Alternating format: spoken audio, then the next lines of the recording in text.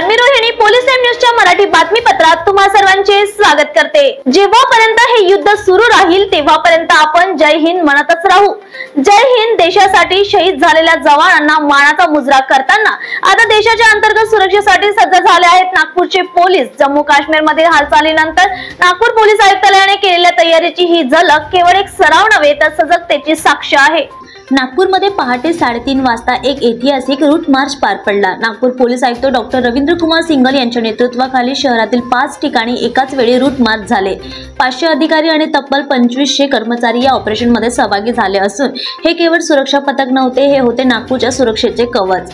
या मार्च दरम्यान संवेदनशील भागात सतर्कता वाढविणे, संशयास्पद हालचालींवर नजर ठेवणे, वाहने तपासणे आणि लॉज व हॉटेल्सची पाहणी या सगळ्या बाबींवर भर देण्यात आला।